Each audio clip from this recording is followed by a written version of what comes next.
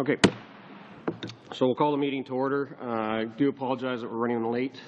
We have had some technical difficulties. So we are continuing on with our study on Bill C-311, and we are to have by video conference from the Assembly of First Nations, Bill Erasmus, Regional Chief for Northwest Territories. Unfortunately, he hasn't made it into Whitehorse yet. And then by, or Yellowknife, I should say. No, Whitehorse. Whitehorse. And then we have by conference call Joe Tulu-Rialik, who is the member of the Kitikamult Inuit Association, and he was also supposed to appear by video conference, but due to inclement weather, wasn't able to make his flight yesterday, and so he's joining us by conference call. And so we do welcome you, Mr. Tulu-Rialik, to committee, and ask that you make your opening presentation. If you could keep it under 10 minutes. The committee will listen intently to those first comments from you for 10 minutes, and then we'll go with our line of questioning. And hopefully Mr. Erasmus will be able to join us later. With that, Mr. Tulu-Rialik, if you could bring us your comments. Okay, thank you.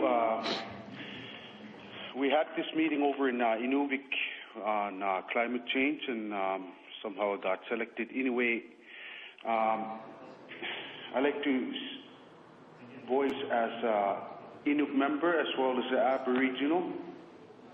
I represent the Arctic.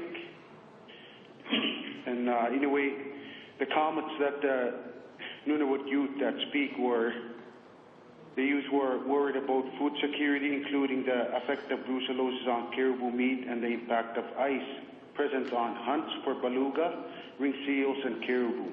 The taste of meat is changing, which may indicate a change in nutrition. It is expensive to fly food to the north, and a growing inability to access local food. You would have to travel further for school, and families have to balance school with work. One family relocated from Cape Dorset to Fort Ross. Plants are disappearing due to climate change in ITEX domes. New invent can be found in waters, and plants are coming soon in the season. There are amounts of multi-year ice. Some locations are free from multi-year ice, which can be both advantage and also a disadvantage. Melting ice is limiting transportation, and unpredictable ice may break under travelers. There is much more rain in Iqaluit. Caribou migrations are different, and narwhals are being stranded. Water has been driven to houses and the sewage taken away, indicating a loss of access to these resources. Nutritional parks have closed, and the realities of changing challenges are different. An Arctic Indigenous Space Conference would be beneficial. And I'm speaking on behalf of Yukon now and Northwest Territories. There are extreme changes in temperature. This has created an issue for food security as people need to travel further across land to get food. For example, in Oak Row, where there is no access, new insects and birds are being introduced, like the spruce beetle at Haines Junction. There has been a problem with bears going into towns to escape forest fires, and there is increased installation in food, fish spawn beds. In Whitehorse, the snow composition is wetter and heavier. In Dawson, salmon populations are changing, and a decrease in their run, and a change in appearance and taste, possibly indicating a change in their health. Tourists need to be aware that climate change is happening. Positive impacts have also resulted, like an increase in the water table. and a well-being of greenhouses. For hunters, bison populations are up, and the native chasing sheep. Additional research must be done which can be accessible to the general public and presented to the community. Study information must be available. There needs to be an improvement in waste disposal, and action must take place in offices and houses.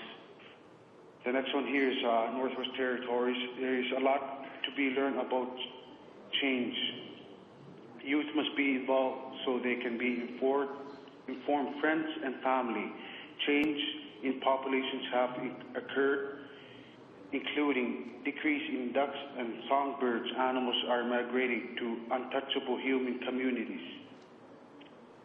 There has been an increase in thunderstorms and more insects have appeared. Hunting meat is flakier and tastes different. Mammals are smaller, and deer and cougars are moving to the north, with muskox moving to south. Trees are changing earlier, and they are growing above the tree line. Fish drying is no longer optional. There is change in ice breakup and freezing dynamics, which changes how communities prepare for both. Climate change is leading to health implications, including increasing stomach cancer levels. A prelude to stomach cancer is being found in 70 to 80% of some communities. There have been changes in individual homes and community levels. We must raise awareness through youth networking, anti-dialing campaigns, lobbying conferences, regulations, and policies. In a way, these are the very many things that we speak about in this conference that we had in ENVI. And, the youth are trying to make a change, make our voice heard, as well as the Aboriginal people are being devastated and hit hard due to the climate change. And we have many, many more. We have storytelling that happened throughout the years. Within the 20 years span, there has been changes. And I myself personally is touched by this family. Go about 70 to 80 miles north of Talnuvdwak to get our Beluga. And for the past 10 years, it's been clear of ice. It was never be able to, we were never able to make it through due to multi-year ice. But anyway, we have heard changes, and we need our voice heard. And if you have any more questions on this, just don't hesitate to ask me. Thank you. Thank you, Mr. Tulu Rialak. So we're going to go with our first round of 7 minutes. So, Mr. McGinty, if you could take the floor. Thank you very much, Mr. Chair. Thank you very much, Mr. Tulu Rialak. Can you hear me? Yes. Good. Thank you very much for coming in by telephone. It's very dedicated of you. Sir, I want to ask you a few questions. I'm asking the first same question to every witness who appears here on Bill C-311. Have you, your community, your people, the association, have you in your possession a plan for climate change for Canada provided to you by the Government of Canada? Do you have a plan for climate change today? Have you seen one? And if you do, can you share it with us? Actually, I don't have it right now. I was still waiting for emails from all over the place, and I'm just going with what I have right now. But we do have things in place, and we're gathering together to conferences and whatnot. But it's very limited right now because it was sort of like a short notice, and in a way, it's actually hard to try and keep contact because we don't have a lot of this funding and places and whatnot. No, I'm not. So, let me interrupt you. Let me interrupt you, sir, for a second. I'm not asking whether you have a plan. I'm asking whether you have seen a plan from the Conservative government in terms of a climate change plan for Canada. Do you have one? Have you been given a copy of a plan? Have they asked you to comment on their plan? Do you have anything in your possession that they have produced? Have you seen a plan anywhere from the government? No. Okay. Can I ask you then, sir, have you been engaged by the government? Has your community been meaningfully consulted with respect to the creation of a plan, given the important issues you have raised in your testimony? No. Okay. If you were to provide feedback to a government that was actually creating a plan for the country, what would you want to see included in that plan from your perspective? And I want you to think a little bit about what they call now adaptation support. How much adaptation support would you need from the federal government if there were a plan, if you'd seen one? Would you be asking for adaptation support to adapt, for people living in the Arctic can adapt? And what other elements would you like to see addressed? Yes, we have a very big concern in this area, and specifically, like on climate change, we would like to hear from the government and people from the South. We would like to be consulted on issues. Let's say, for an example, polar bear population has gone down. We hear from the South, but in our case, up here in the Arctic, that's not true. We have seen increases. Instead, we would like for the government and the people from the South to consult the Aboriginal people on cultures, our culture knowledge, and storytelling, and put that on paper and include the Aboriginal, the Northern, the Arctic people, the Inuit in this area. We feel very strongly that we have been left out for a long time, and now is time for the Aboriginal and the Arctic voices to be heard. So you're calling, sir, then for the government, when they actually, I guess when they talk to you one day about a plan, you're asking to try to make sure that traditional ecological knowledge be included in that plan. Is that right? Affirmative. Okay. Hang on one second. Excuse me. We do have Bill Erasmus. We're going to be able to bring him in by conference call, but we will have to suspend. And I think, to be fair to you, Mr. McGuinty, that I'll suspend the meeting. I'll give you 4 minutes with the other witness after we hear Bill's opening comments. So, Mr. Tulu-Rilalk, if you could just stay on the line, but we are going to officially suspend the meeting and bring in Mr. Erasmus by conference call. His flight as well was canceled due to weather, and so he's at home, I guess. And if by chance that you're lost in the transition, as we try to move to bring Bill into the conference call, technical support here will phone you back and put you on the line. Okay, Joe?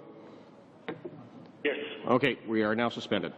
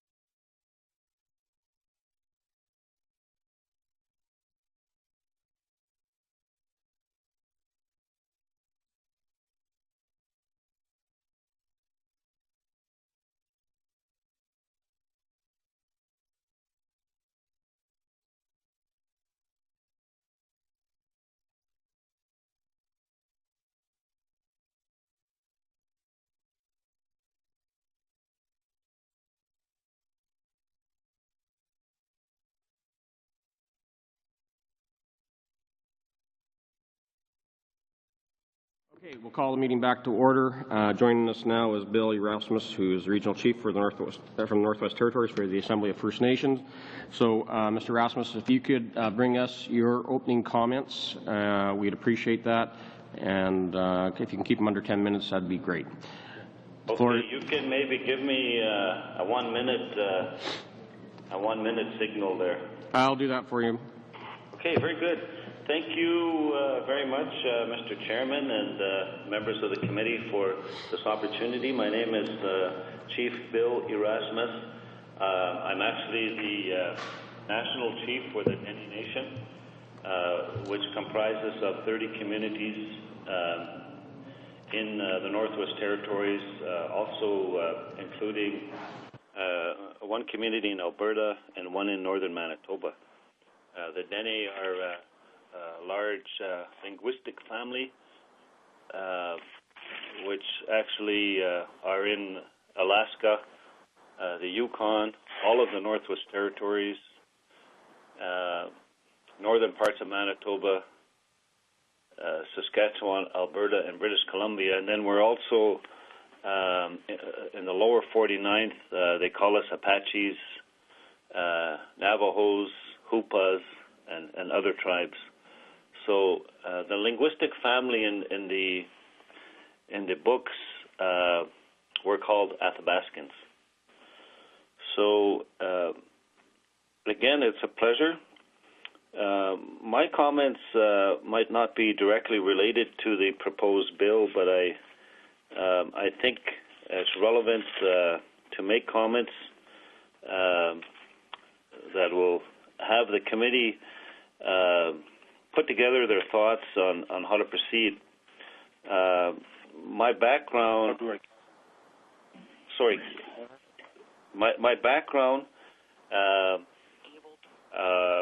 education-wise, I was trained as a political scientist and as an anthropologist, and I try to apply that work to my everyday thinking, along with my upbringing as an Indigenous person from this part of the world.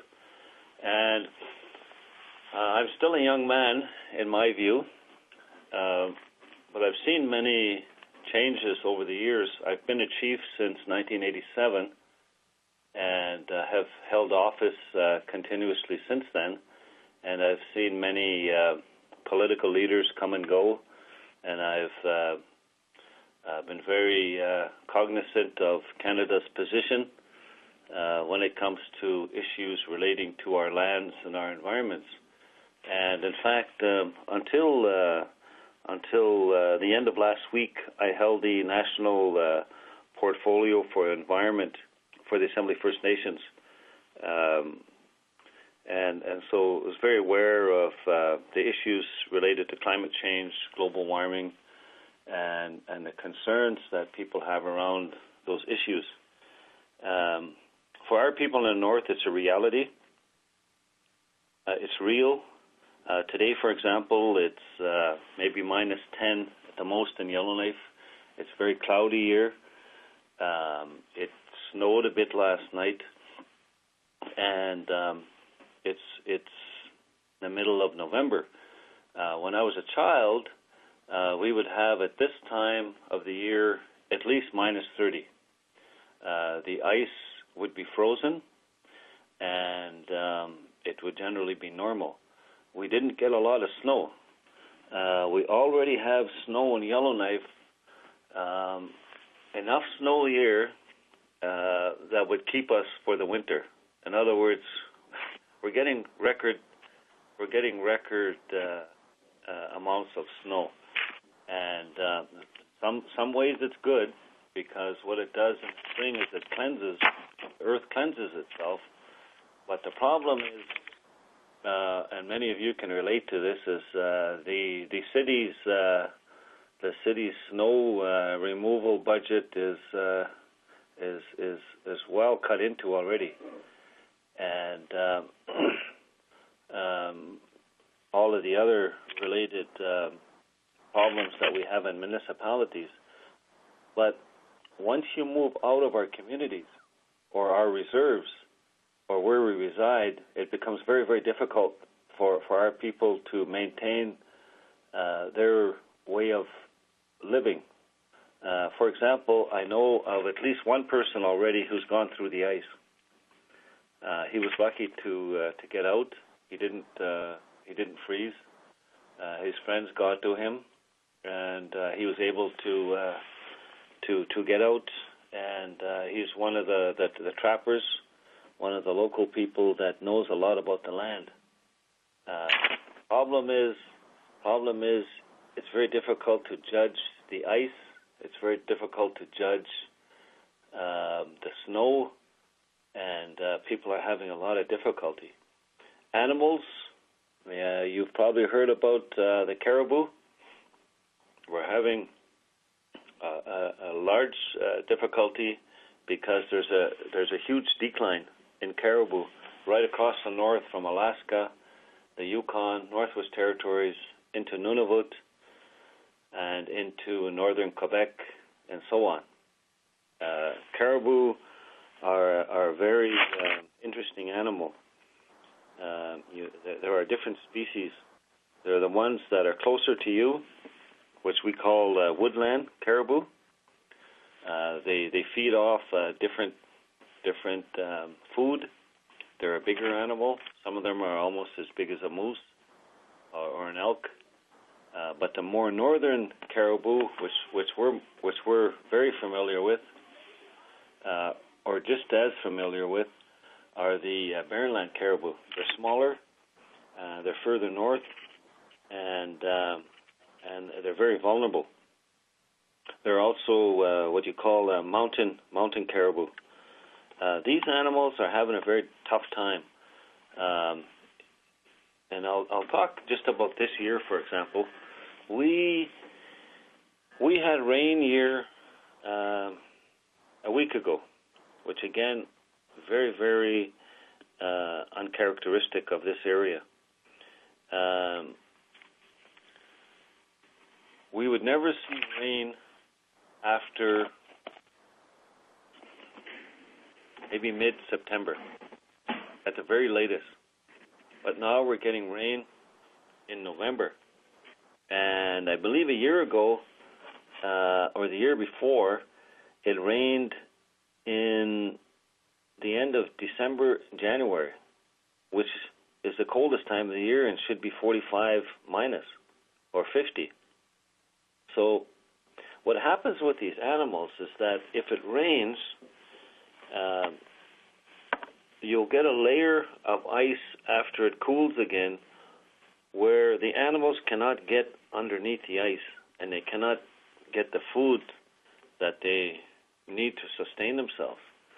And so this is maintained throughout the winter, and in the springtime when they have their young ones, they are malnourished and they have their young ones and they don't survive. They just drop them. So there are less calves.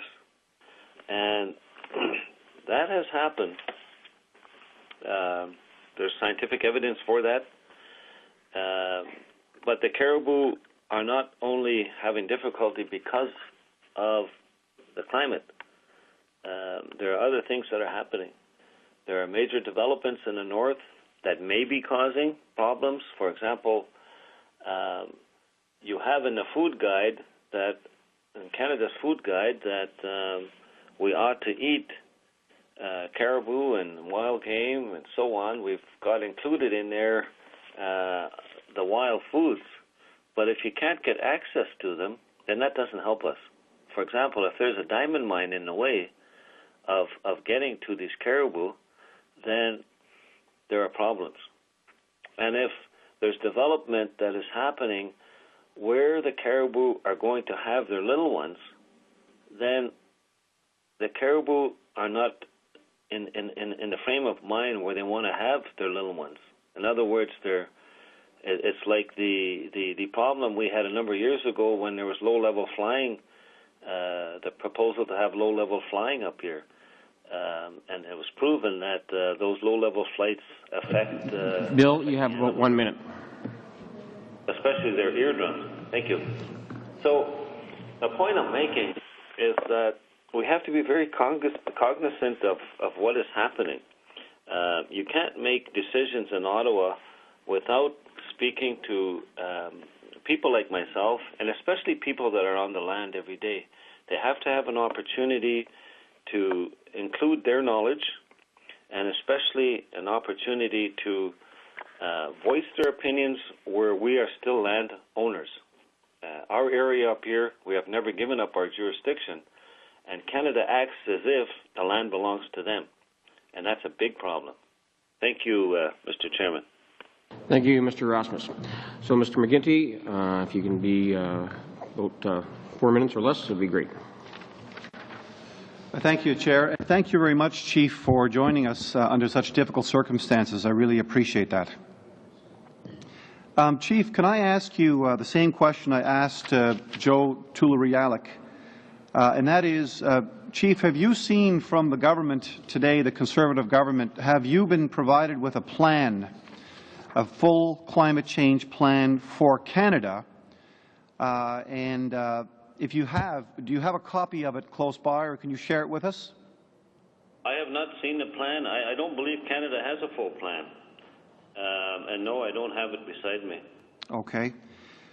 Chief, if we were to, well, let me just ask you this first. Have you been consulted, have your people been consulted at all in recent memory, say in the last 46 or 47 months, since the government's arrival? Have you been consulted in a meaningful way about how to proceed, particularly given, on climate change, particularly given the dramatic impacts we're seeing on your land masses, in your communities? I can speak best for the people of the Northwest Territories. Okay. And I can clearly say that we have not been consulted. But our concern goes beyond consultation because of the fact that we are at the table talking at issue as to who in fact owns the land. We believe that our consent is necessary, so it goes beyond consultation. And if you remember the Meech Lake discussions and all of those constitutional matters, issues in the North could not change unless our consent was granted. So this issue is no different. So we haven't been, our opinion has not been asked on the subject. I will be in Copenhagen at COP15 as I was there last year in Poznan, and we will bring up our concerns. We're not very happy with Canada because Canada has a dismal record at that level. So, Chief, then you'll be going to Copenhagen, but the minister is telling Canadians that he has consulted all the provinces and territories. He says that he's invited all the premiers. He says that ministers of the environment will be there, and you're telling us something different. Yeah, I can clearly tell you because, as I said, I've been involved over the years. I'm not a new player. I also chair NACASAR, which is the National Aboriginal Council on the Species at Risk, and we have not met with the minister responsible. We have concerns. In fact, we want to appear before you on other matters, but we certainly haven't been consulted, and if he's telling Canadians and the world that he's consulted us, then that's not true. Chief, my last question to you is this. At 11:41 a.m. Eastern Time here, the media is now reporting that Minister Prentice has announced that he will not be bringing greenhouse gas regulations into Canada pending not only he says, the United States getting its own legislation in order, but he's now saying that he's not in a position to bring regulations unless there's an international agreement at Copenhagen or until there's an international agreement post-Copenhagen. How do you react to that? Well, I think it's really consistent with their position.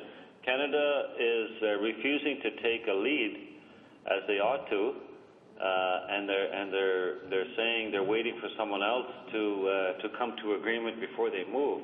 It's the total opposite of Canada's international way of doing things. Canada needs to step to the plate, be responsible, work with its indigenous peoples who know the land better than anyone else. We're the most vulnerable people. We are the face of climate change. We are the face of global warming up here.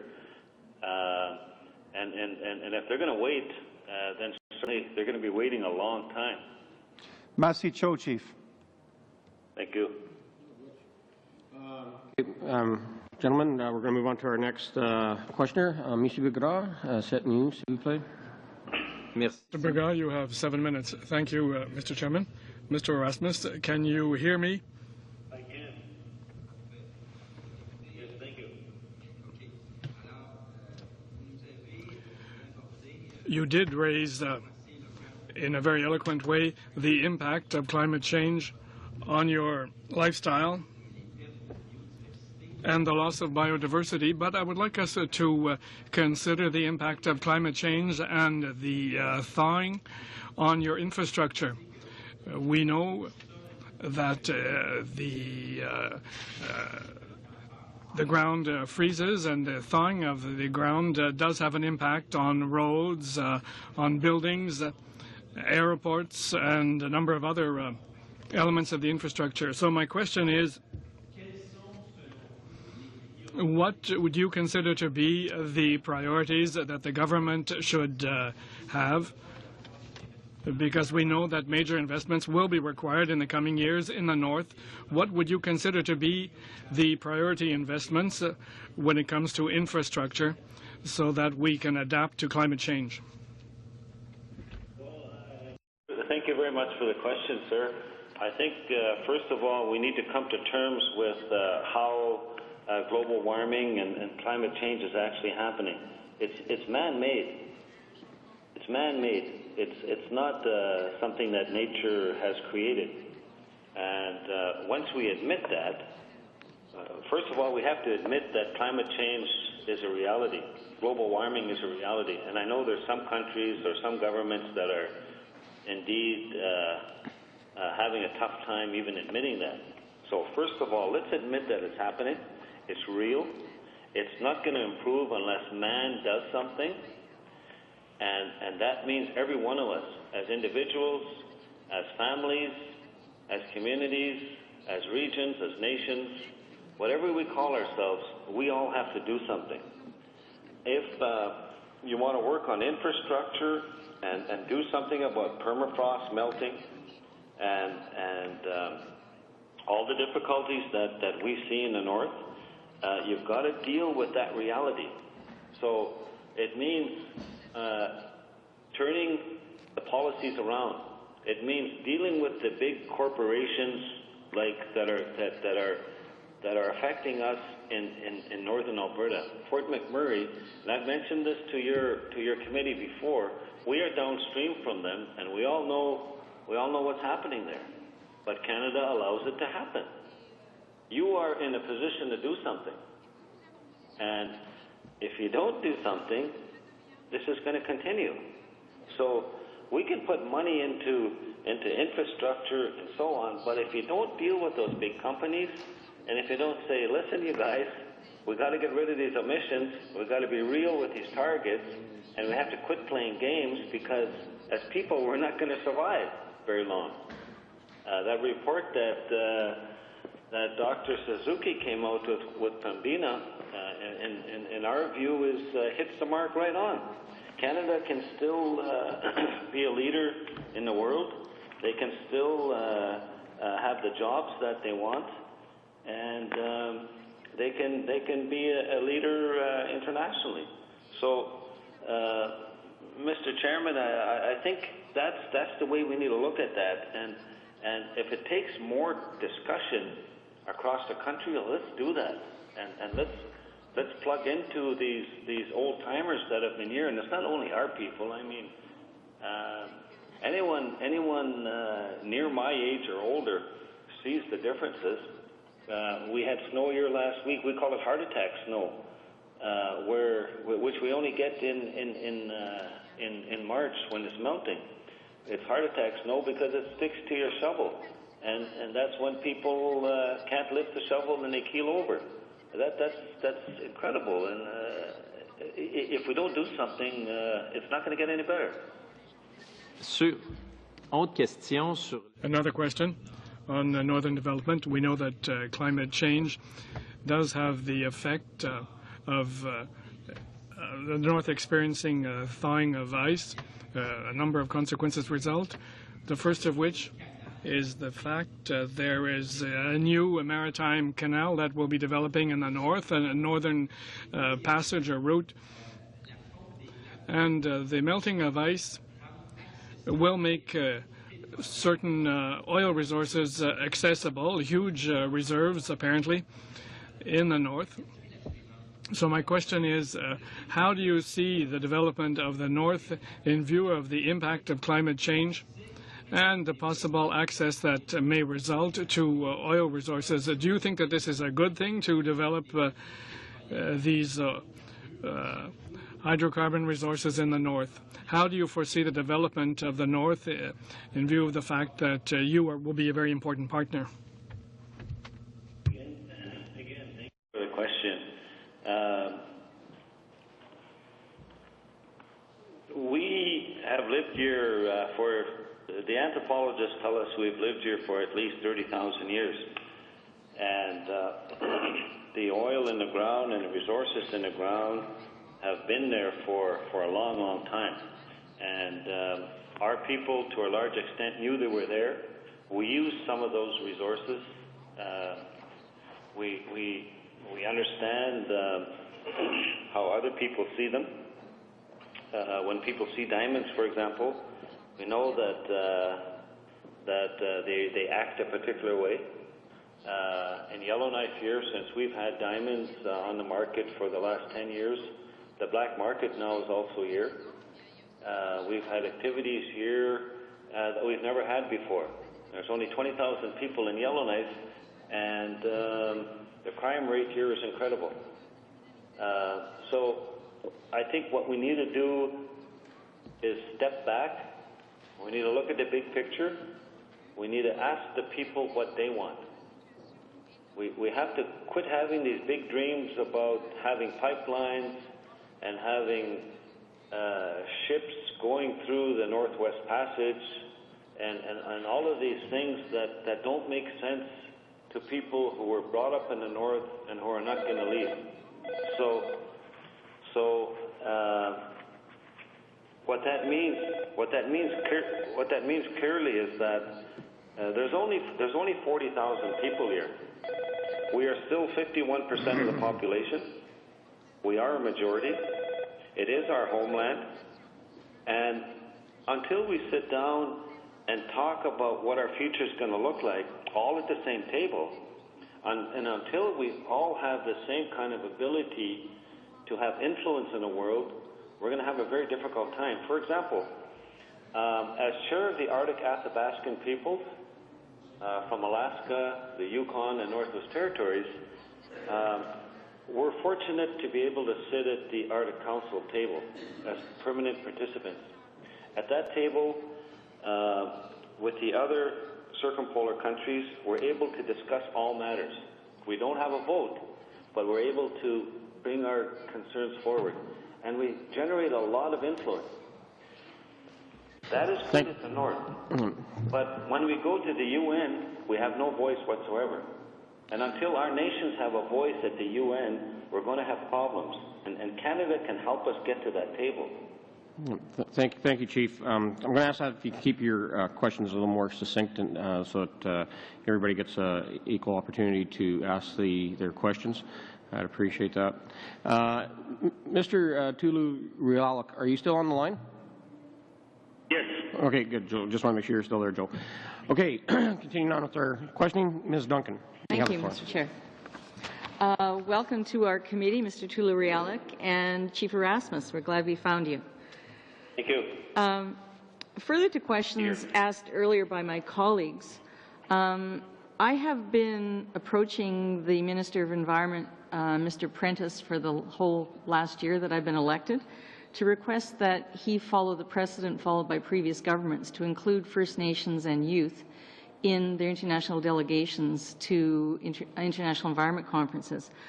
I'm wondering, Chief Erasmus or Mr. Tularalek, could you tell me if you have been contacted by Mr. Prentice's office to be included in his official delegation?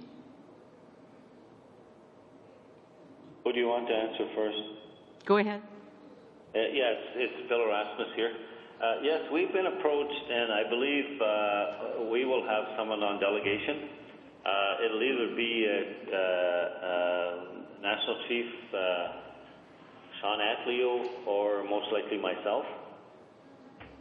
And youth, I do understand that the youth also have been asked to be as part of Canada's delegation. So, indeed, you will have delegations. The problem, though, is if we're on their delegation, we generally don't speak at the table unless there's some kind of agreement that comes forward where Canada feels comfortable with us. And right now, if I'm part of the delegation, they most likely wouldn't feel comfortable with me speaking on behalf of Canada. Mr. Tularalek, have you been contacted about whether your costs will be paid to go as part of the government delegation? I believe so. I don't have all the papers with me right now, but I believe so. The youth has been asked to be at delegation in that area. I think we've been very generous in where the discussion is going today, but the focus needs to be on C311, and I would ask you to share with the committee whether or not we are veering from that topic. I fear that we are. So you're raising a point for the rules of relevance? Yes. And so we do ask that questions be relevant to the bill and to climate change as regards to the impact of Bill C-311. So would ask that questions be along that line. Rule in favor of Mr. Warwa. Certainly, Mr. Chair, and I will make that direct connection immediately. Mr. Tularalek, I understand that you were part of the ENVI Declaration on Arctic Climate Change and Global Action and that you participated in the Youth Summit on Northern Climate Change this past August. It's my understanding that in that declaration you call upon the government to commit to the Bill 311 targets of 25%, at least 25% below 1990 levels by 2020 and at least 80% below 1990 by 2050 and a credible plan to reach those targets. Do I understand that clearly, that that's what that declaration is calling for? Yes, affirmative. Pardon me? Yes? Okay, thank you.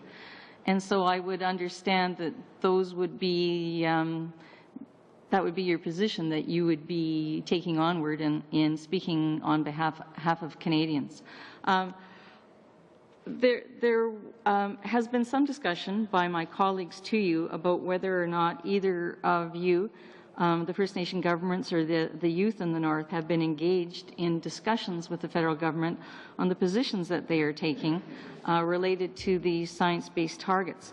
I wonder if either of you could tell me if either of you have been contacted by the Canadian government or given resources to formally establish a system to gather, document, and assess traditional knowledge in establishing Canada's position on the targets that we set.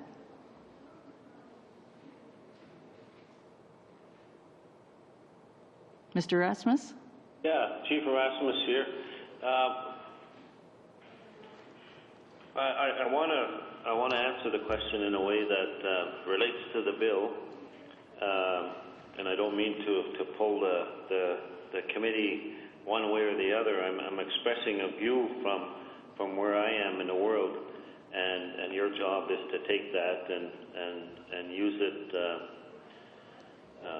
in a way that'll help you through this. So, Mr. Chairman, in addressing this question, I'm going to speak a little bit about what happens when you try to get funding and try to get involved. What's happening right now is our people have found that they have to express themselves, and the best way they can do that is through traditional knowledge and by bringing their elders forward and reminding people of how we ought to move forward based on our own principles, based on our own values, and so on. The problem is the system is not designed to hear our people. It's not designed to accept the science that we have. It's not designed to recognize that our people have survived because we're able to adapt, because we're able to look forward, and because we sincerely want to work with everyone. The system is based on an individual one, and we have a great difficulty with that. But we're able to bring our concerns forward and talk about targets and talk about what the world could be, but it's very, very difficult. And when we voice our concerns, many of our people don't see how the country brings their issues together. For example, this bill that you're bringing forward connects with a whole lot of other things. It links with economics. It links with language. It links with culture. It links with the very fabric of this country. And if everyone is not involved in it, you as parliamentarians are going to be accused of doing something that is against the will of the people. And we'll feel this for the next 100 years. There's no chance for Mr. Tulariallic. Just briefly. Excuse me, Frog. Excuse me. Mr. Tulariallic, do you have anything to add to that? Yeah, actually, you know, Erasmus said that very clearly. Anyway, you know, as Aboriginal and the Inuit people, as well as the indigenous people, you know, we just feel like we have to be a part of this very strongly because we've been affected by this, and we know all about that for many years. Like even in my short lifetime, I'm like only 31 years old, I've seen a lot of dramatic changes within the last 10, 15 years. And, you know, even for the young people, they notice a lot of strange and different things that's been happening due to climate change.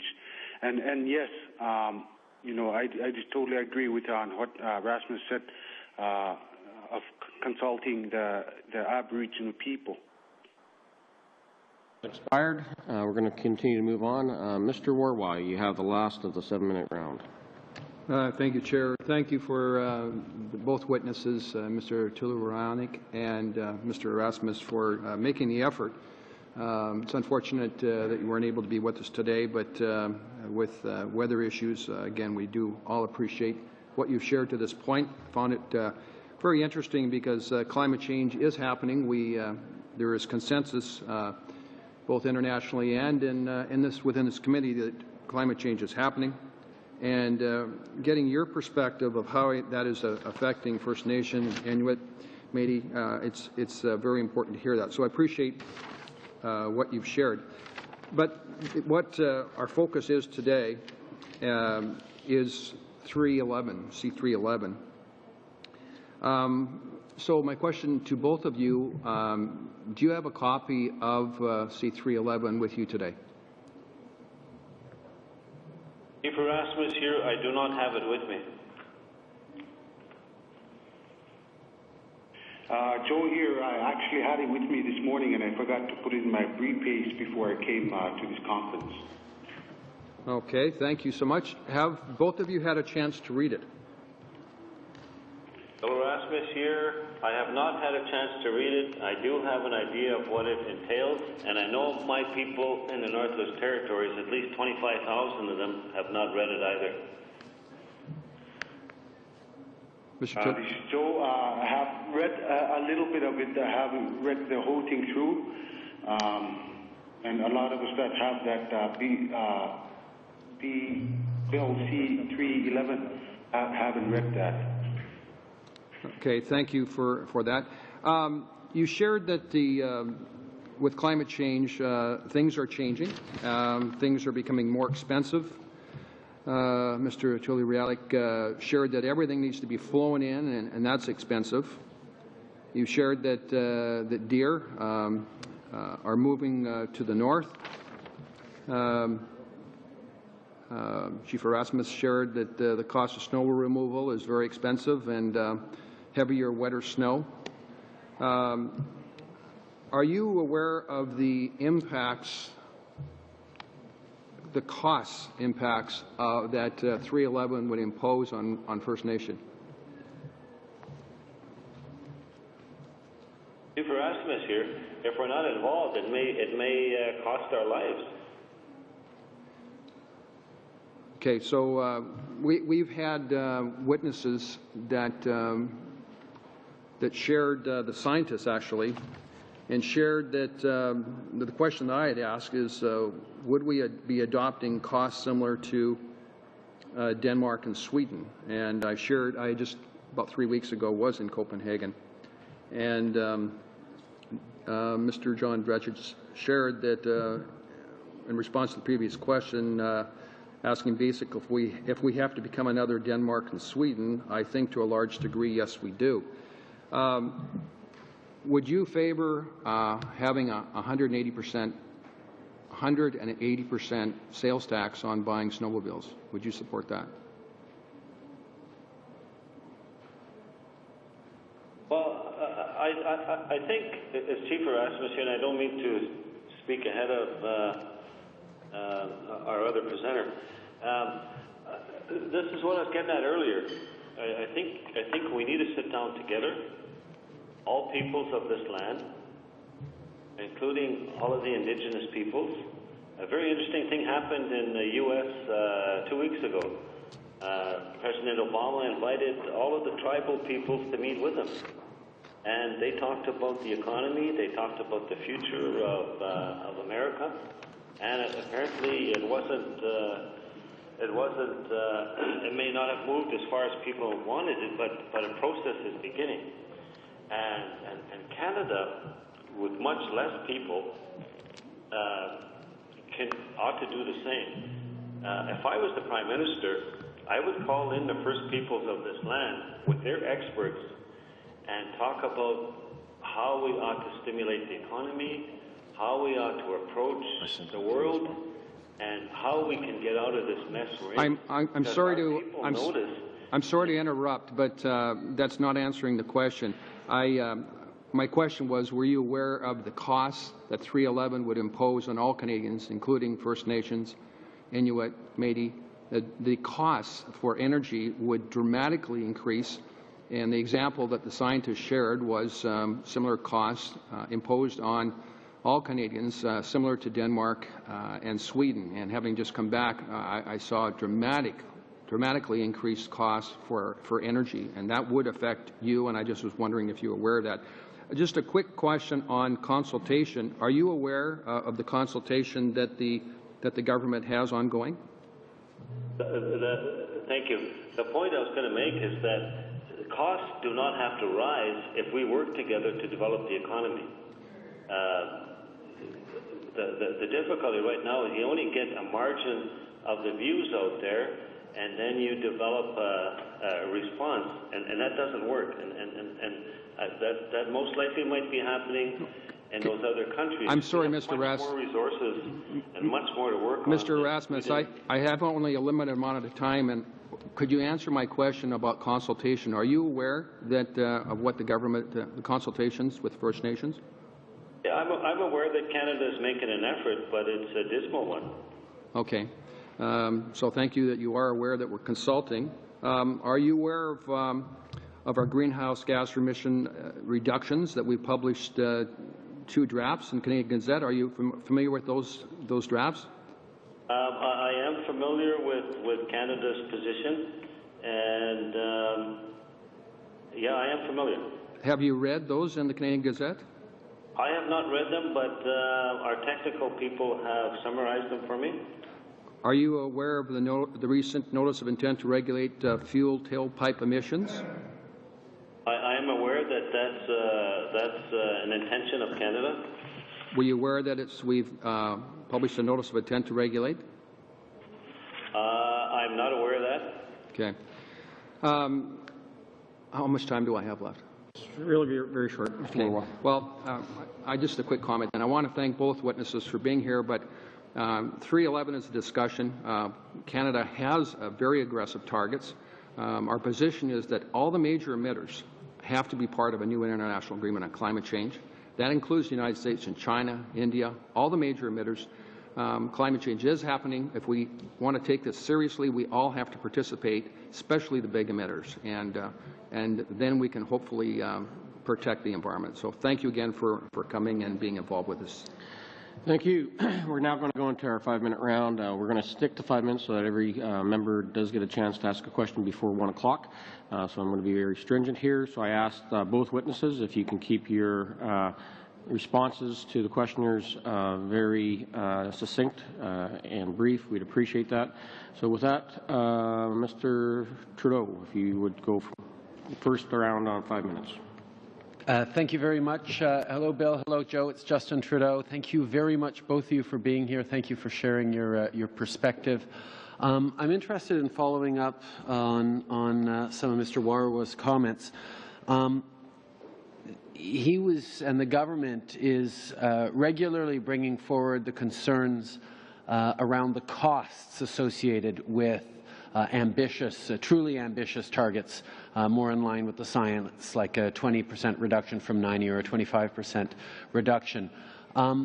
It's interesting to me to hear your perspective because, as you know, as you're only too aware, it's more expensive to live in the north, and you are therefore greater emitters because of energy requirements and such of greenhouse gases and carbon emissions.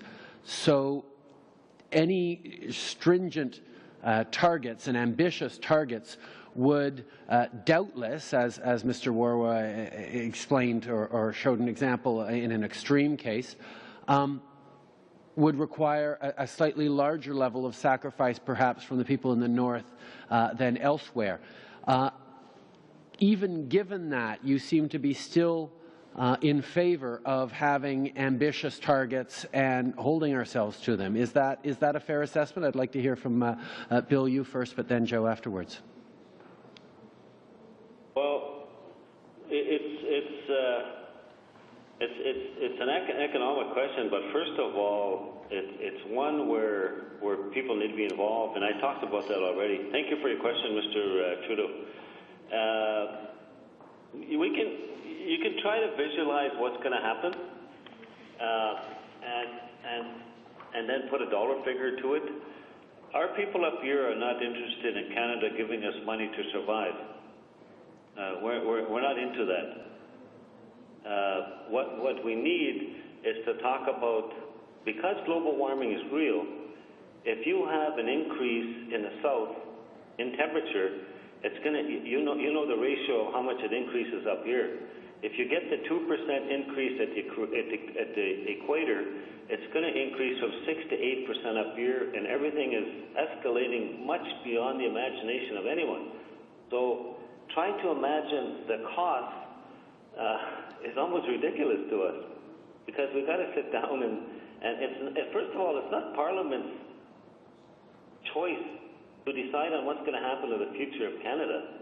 It's not Parliament, it's not the executive arm, the Cabinet's choice either, and it's not the courts. This is beyond you people in Ottawa. And if you guys don't wake up, we're in trouble. Thank you, Bill. Joe, do you have a similar position in terms of the cost of inaction perhaps being far, far greater than the cost of action? Oh, yeah, of course. I would like to voice my personal opinion on that. I do a lot of hunting myself, and a lot of others do up in the Arctic here as Inuit. We rely on our country food more than the store-bought, but guess what? It costs $23 for a quart of injection oil, and you know, to get 5 gallons of gasoline is skyrocket right through the roof. In order for me to get all that things to go out on the land, I have to work. And guess what I have to use? I have to use a loader that uses a diesel. And, you know, it puts a big strain on the people up here. And just like Rasmus said, you know, we don't want a dollar sign. We're more likely renewable sustainability people. We live off of the land. But the thing is, we need our voice heard, and you guys need to know what is it like up here. You have to come up here to actually know how it is. And, you know, we have people coming from the south and go to the stores and they say, these are ridiculous prices. Yeah, of course, but we have no choice. What can we do? You know, people in the House of Commons or in the Parliament make all kinds of bills and whatnot and leave us out on that. And, you know, it hurts us big time. Yes, we do need help economically, but then, you know, people say whether we're up in the north or in the south, we need more money, we need more mines going on. But the actual people that live up here say, no, we do not need that. And there are people that are manipulating their power in that area and say, okay, we need jobs up here, we need mines going on, and, you know, we've got to help other people. But, you know, they really are representing themselves, and there's a lot of conflict of interest in all those areas. And I just want to voice my concern in that area. Yes, everything is very expensive up here. Yes, we do need money, but, you know, you can't put a dollar sign in all that because we are the people that live off the land. Thank you. Thank you very much, gentlemen. Time has expired. Mr. Woodworth, you have the floor. Thank you very much, Mr. Chair, and thank you to both of our witnesses today. It's an honor to speak with you both. Mr. Warwa already stole a little of my thunder when he was asking about your knowledge of the government's plan and the elements in it. And I think I heard from Mr. Erasmus, or Chief Erasmus, that in fact he is aware of those initiatives. It went under the original title of the Turning the Corner plan. I just want to ask Mr. Tulurealek, whether you are also aware of that plan by the government. No, I'm not aware of that. Okay. And Chief Erasmus, can you tell me whether or not the Assembly of First Nations at any time provided the government with any written response to the government's Turning the Corner plan on climate change? You know what? I can't. I don't have our technical people with me. I don't know if they did or not. Difficulty is because of the minority government situation. There's all sorts of things at play there, which you probably know better than I do. Like the way the budget was presented, for example, with.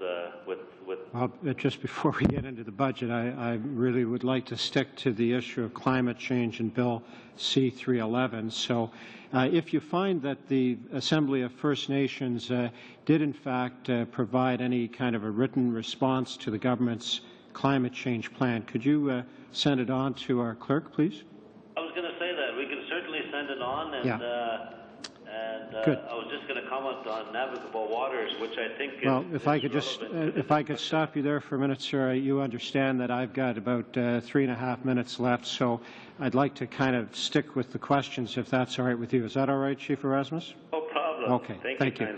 So my next question is regarding Bill C-311. I thought one of the wisest things we've heard was said by you this morning, Mr. Erasmus, that this bill links with economics, it links with culture, it links with a whole range of issues, and therefore requires consultation. So I'm wondering, and I'll start with Chief Erasmus, were you consulted or was the Assembly of First Nations consulted in relation to the preparation of Bill C-311? Well, first of all, I'm not sure what consultation means. We're aware that Canada has plans for everyone, and generally in the last few years we've been opposed to what they're trying to do because actually maybe the way they do things. So I'm not sure what you mean by consultation. I'll be more specific. Bill C-311 is actually not a government bill. It's a bill sponsored by an NDP member, and what I'm wondering is if anyone in the course of the preparation of that non-government bill C-311, which we're here today to study, if anyone ever asked for the input of the Assembly of First Nations before today? I'm sure they did. Are you sure? But the way that our people see anything that comes through those offices, they are government. You might not call it non-government. Okay. But, can you tell me if there was consultation, was there a written response to that inquiry regarding Bill C-311? I'm not sure, but if there was, we'll certainly get it to you. That would be good. Thank you. And Mr. Tularealek, was your association consulted, that is requested to give input with respect to this NDP Bill C-311? I'm not sure on that, so I cannot really comment on that. I don't want to say anything that I do not know. You know, they're aware of that bill. They have that copy within the community organization within the youth, so I'm not sure on that. All right. And were either one of your organizations, did either one of your organizations provide any input to the Pembina Suzuki report that was mentioned earlier by Chief Erasmus? Sorry, the question is, did we have input into it? Yes. Not that I'm aware of. I knew a report was coming out, for example, and I got the summary of it, and we've had discussions about it, but I don't know. You're going to have to ask Dr. Suzuki or Pembina about that. Well, you'd know if you were consulted, I'm sure. Thank you. Moving right along. Monsieur Louette, vous avez 5 minutes. Oui, je voudrais bien 5 minutes. Merci, monsieur. Yes, 5 minutes. Thank you, Chair. Mr. Erasmus, at the beginning of your remarks, you said that you were afraid that decisions were being taken in Ottawa without you being aware or being consulted. I can tell you that there's no reason for you to be afraid, because for the past 4 years the government has been here, they've done nothing for climate change, and they do not intend to do so at the present time either. We have a bill here, 311. It's because the government is doing nothing. That is why there's a private member's bill. This bill, 311, is setting targets. We would be setting targets for the government and for the people of Canada to reduce greenhouse gas emissions. Is it not greenhouse gas emissions that are basically responsible for the changes that are occurring in your traditional lifestyle?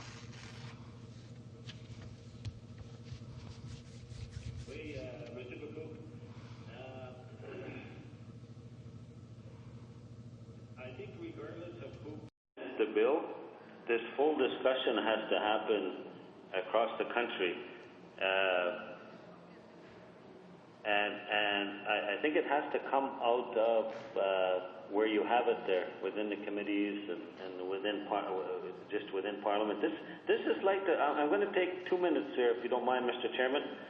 This is like the war effort. The war effort happened without discussion with Canadians. And now Canada is sucked into that vacuum, and there seems to be no end to it. And the budget has to accommodate that, and that won't change in the near future. That discussion should have happened with Canadians, because it's the Canadians' children that have to go to war. So this issue is at the same level. This has to include all people, and it ought to take a discussion. If it takes 2 years, let's take 2 years. This is not within the realm of one election period. So that's the point that I was getting at. Alors, Monsieur Ramus, je reviendrai donc. Mr. Erasmus, I'll come back to the point I was making. At the present time, when the government says that it has aggressive targets, what they mean by that is that they would be reducing by 2020 by less than 3% in relation to 1996. Do you think that is important to have consultations to have such insignificant results as this?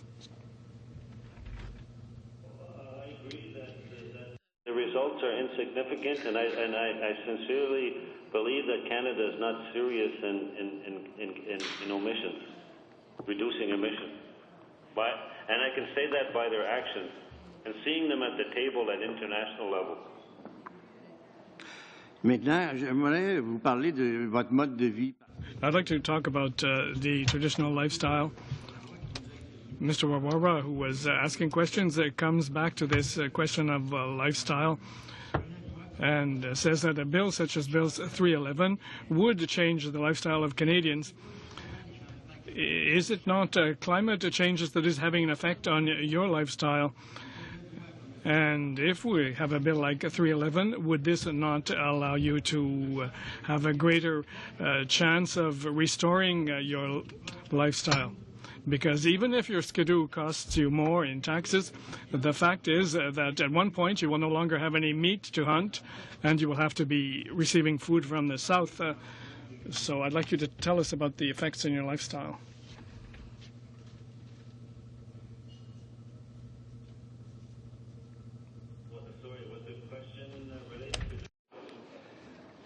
La question était que, actuellement, the question was that the argument in favor of not adopting 311 on the part of the government is that this will change the lifestyle of Canadians. It will cost them more to live. But it seems to me that it may be the contrary. I think that 311 will, in fact, mean that you will be able to continue your lifestyle in a more normal way, in a more traditional way, than if you were affected by increasing climate change that would be harmful to the way you've been living.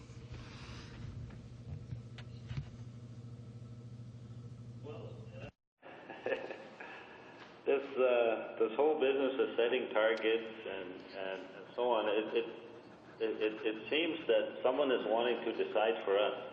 And no one has the right to decide for us, and that's part of the problem.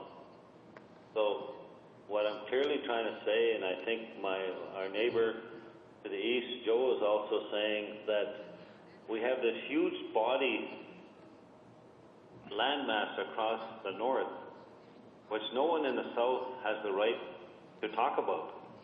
Really, we don't talk about the south. I don't come from the south. I'm not going to tell you what to do. Don't tell us what to do in the north. But let's sit down together as equals and let's decide our future. So I don't know about emissions and I don't know about future costs, but I know that someone else is not going to decide for us.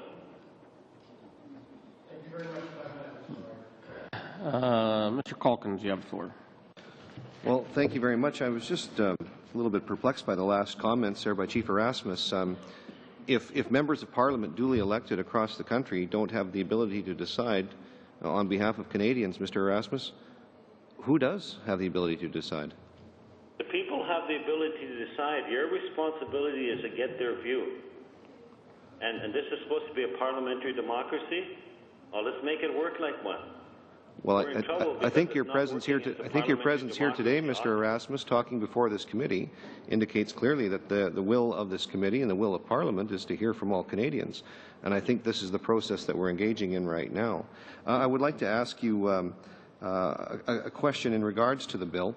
Now, you've already said, I think both of you have said, Mr. Tulariliak and Mr. Erasmus, that you haven't had the opportunity to read the bill that we're discussing before the committee today. It's only 13 clauses long. Could either of you tell the committee what date you were informed that you would be appearing, or what day you were first approached to appear before this committee or make a representation before this committee? Do you remember what date you were approached? Chief Erasmus here. I was asked to appear last week. Last week? Joe here too. I was asked last week too. I cannot confirm exactly what date. Okay. So you haven't had a whole lot of time, but the issue remains the same. Is that correct? Did you have an opportunity to read Bill 377, which is basically the precursor of this bill in a previous Parliament? Have either of you ever remembered reading Bill C-377? Is it Joe? No. You know what? There's so many bills. And I'm a bill myself. I can't remember one from the other. I remember Bill C-31. That's the one that tries to deal with our citizenship. That's a different bill altogether and a different issue. Yeah, but that stays in my mind more than anything. A question that I have for you, and I'll just preface it a little bit. I've spent quite a bit of time in Canada's north. I worked at Great Bear Lake, right on the Arctic Circle, when I was a young man, younger man. I guess I'm still young.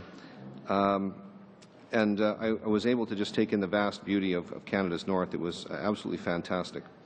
And it seems to me that there is a lot of potential in Canada's north, and it certainly is a harsh environment. It's a harsh climate to try and survive in. I remember at that time, over 20 years ago, the weather being quite inclement. When it would go out on the lake, it would still be ice on the lake in the early part of July, and of course we were off the lake by September because the winds would pick up, and it was not safe to be out on that lake. But one of the things that has occurred to me is that I would think that because of the harshness of the climate and the difficulties that are there, adaptation would be of a more important or pressing issue.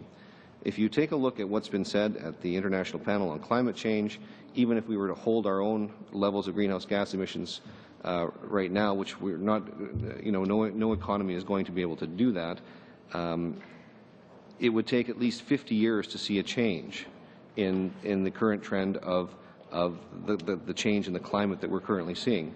So if that was the case, knowing that holding our own is still going to take 50 years to turn around, wouldn't it be more important for Aboriginal communities, northern communities, to put more emphasis on adaptation?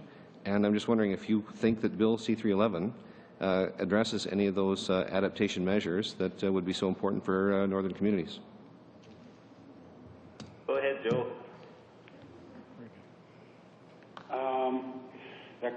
That kind of got me off guard, but it's complicated. I can't really say much on that. I'll just go ahead with Rasmus. Well, we see a lot of potential in the south too. They've got a big population up there, or down there, and the difficulty though is the water comes north, and when the water comes north, as downstream users, we get affected, and it's pretty hard to adapt when the affluent from well, in all fairness, we're talking about a bill that deals with gases in the air. We're talking. That's Fort McMurray, is it not? No. Well, we're talking about greenhouse gas emissions. That's what Bill C-311 is. Now, I understand there's issues and there's concerns with water. The committee is currently engaged in a study on that. We've been interrupted by this bill to do that, to finish that. But it is. I'm not going to deny that it's a serious issue, but I would like to get back to the whole issue of, do folks in the northern communities would they not rather see investments which were going to produce concrete results for adaptation rather than investing millions and millions and billions of dollars in hopes that greenhouse gas reductions will somehow stop climate change?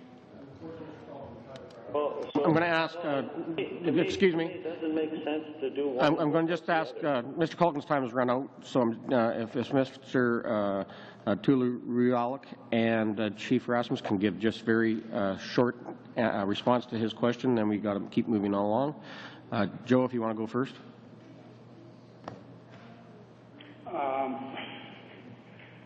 That's kind of,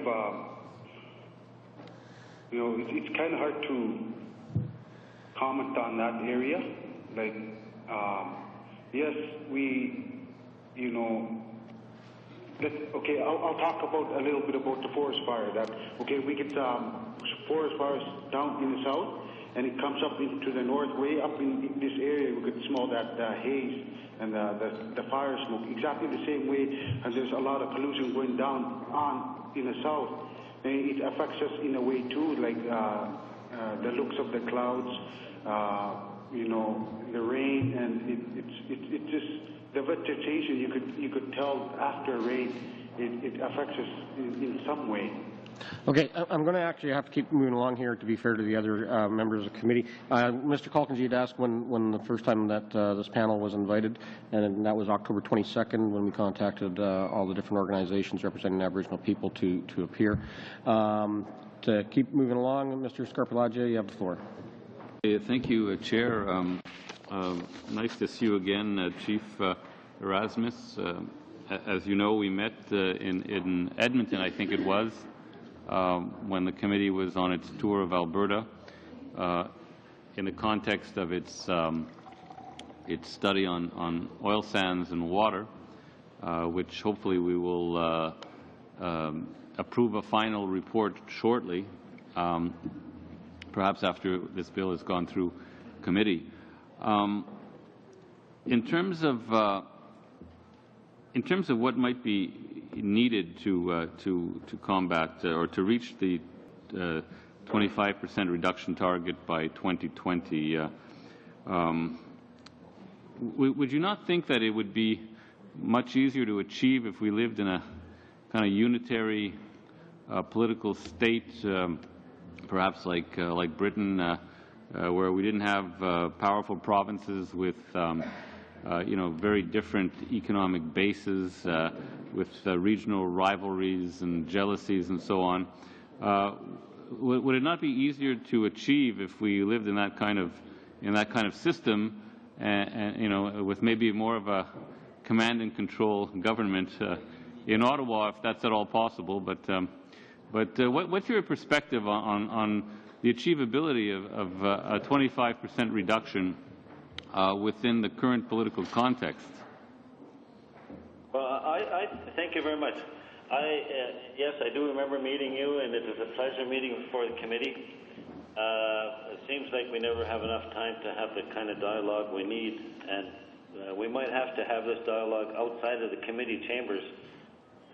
But I think strongly that Canada has a real interesting background, history of the way it's been developed. It's not like the States in many ways, but then it is. Yeah, the provinces have authority. Yeah, Indigenous peoples have authorities under Section 35. The provinces are under 92. The federal government is under 91. We have these incredible agreements that on the face of it look like they could do a lot, but they're not being implemented. For example, Treaty 11 goes 200 miles north of the Beaufort Sea because it's an international instrument with Great Britain.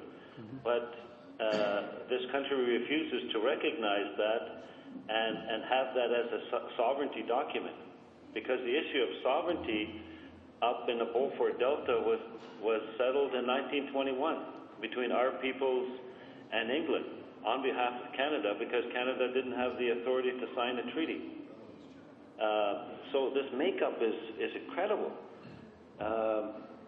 If we were to sit down and talk about adaptation, talk about the potential this country has, we could go a long ways, but there's a select few that want to tell everyone what to do and guide our lives, and it doesn't work today, and it's not going to work tomorrow.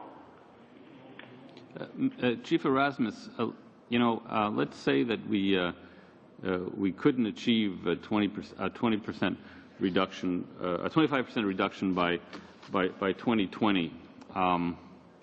But that we could achieve something close to that, not quite that, but that we could achieve something closer to that. Would you be happy with that, or is it sort of an all or nothing proposition for you?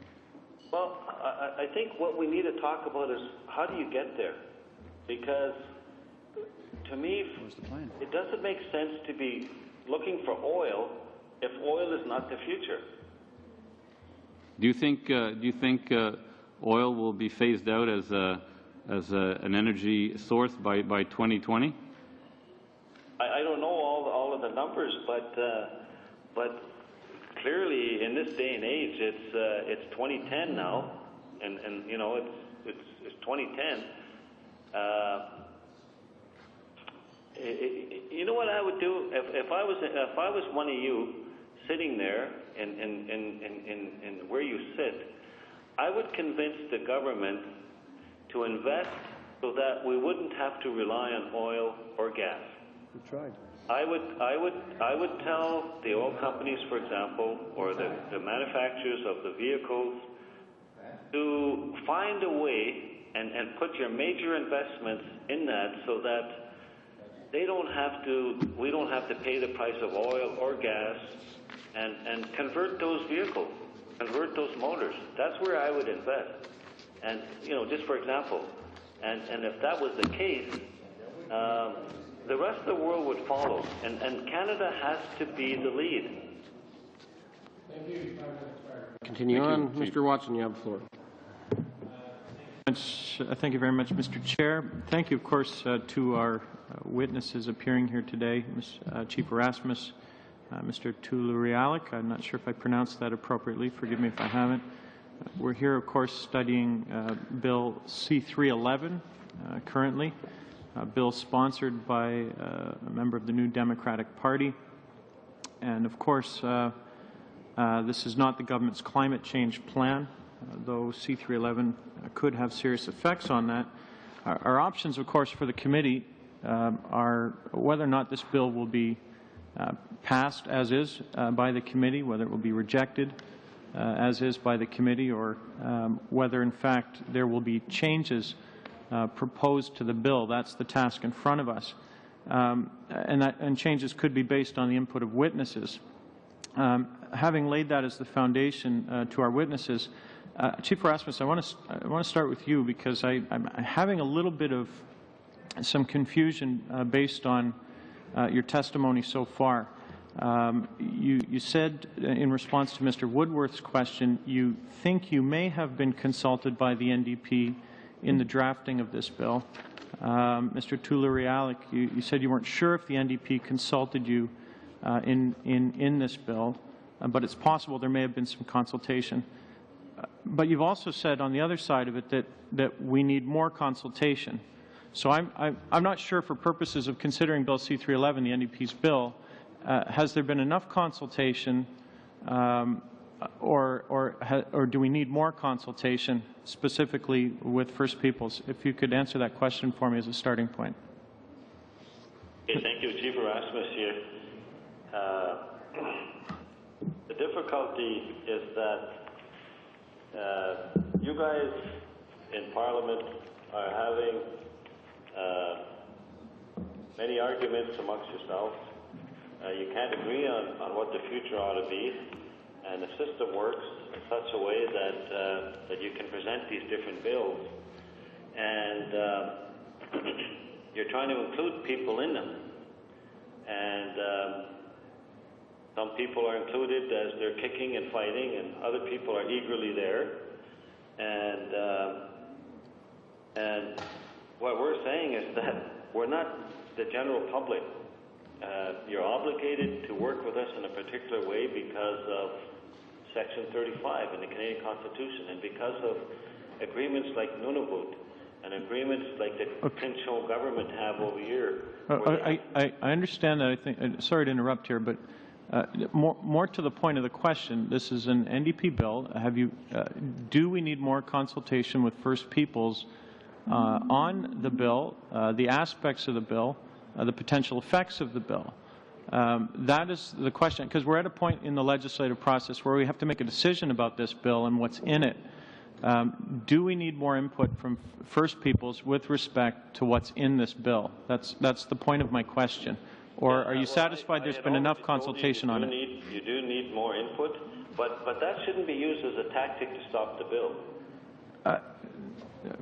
Okay, so I'm going to take it. We need more consultation with respect to the bill from First Peoples. Mr. Tulurealec, do you share the same opinion that more consultation is needed with respect to the specifics of Bill C-311, the NDP's bill on climate change?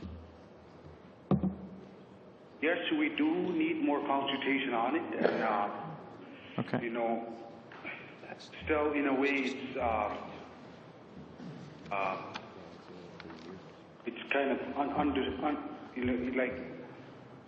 I can't understand that can actually really help us up here, because it's like, NDP is the one that's presenting it, and there has to be changes in that area. Okay, I can appreciate it, and I can see already in the discussion there can be very different regional effects when we discuss what to do about climate change. I come from the furthest south riding in all of Canada. Of course, the auto industry is king there, and so, possible effects on the auto industry, for example, do become a major part of the discussion that I bring to the table here as a Member of Parliament on behalf of my region. I understand, I can see now that issues can be very different with respect to the North, and we appreciate that. Now, I am going to have some difficulty, I think, in terms of further questions here, because you've both testified to some extent. You've either only read part of the bill or haven't read the bill, and so you may have some difficulty answering questions about the bill. I may pose them again, maybe for the record, and if you could answer them in a written submission to the committee, we would appreciate that. And I'll just leave them for the record for you, and if you could provide a written response to the committee, specifically about whether, because climate change has impacts with respect to the North, does C-311 address the issue of adaptation in a meaningful fashion? That's question one. Question two, do you feel that traditional Aboriginal knowledge has been appropriately used in developing C-311? And of course, a question about industries in the North that affect Aboriginal communities. Have they been appropriately consulted in the preparation of Bill C-311? If you could provide written answers to the committee on those questions, we'd certainly appreciate that. Thank you, Mr. Chair. Time has expired. Gentlemen, Mr. Watson asked you to provide written submissions on those questions, and so if you could forward those at your convenience, we'd appreciate that. Mr. Braid, you get to finish us off with the final question. Thank you. Thank you very much to both of our witnesses for participating today by teleconference. I would like to come back to the issue of adaptation that Mr. Calkins introduced in our discussion. And I have one question, and this will be our final question this afternoon. Could both of you gentlemen please outline what your respective organizations are doing to facilitate, to support, to advance the issue of adaptation in your communities?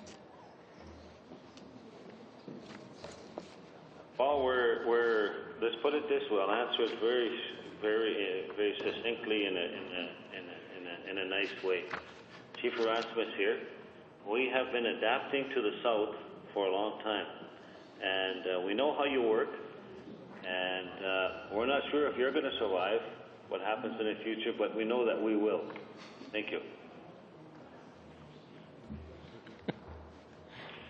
So here, I cannot add on anything else that Chief Erasmus said. He said it being on. Thank you. You have another, because even though we're out of time, we did start late and we had some technical difficulties, so I'll let you have your full 5-minute round. So you do have about 3.5 minutes left. Well, perhaps I'll come back to my question if I could, because I don't think we heard answers there. So with respect to, again, the notion of adapting to global climate change, could you outline what either one of your organizations are doing in the North to support, to facilitate, to adopt, to advance climate change adaptation? What initiatives you may be taking now to deal with both the current and the future impacts of global warming? Chief Erasmus here. Our elders tell us not to tell other peoples what we're doing. because they'll soon take our ways and then act as if it belonged to them, like they did with the canoe and the kayak. So I can tell you very little on the subject. Okay. Are you aware if Bill C-311 speaks to the issue of climate change adaptation at all? I imagine it tries to. And do you know how it does that? I told you I know very little about the bill. I haven't actually read it in its depth, and I have a hard time understanding how they tackle all these issues to begin with. So it's not fair for me to comment on it. And just a final point with respect to the importance of consultation. I will just clarify that ongoing extensive consultations between the government and First Nations organizations are in fact taking place.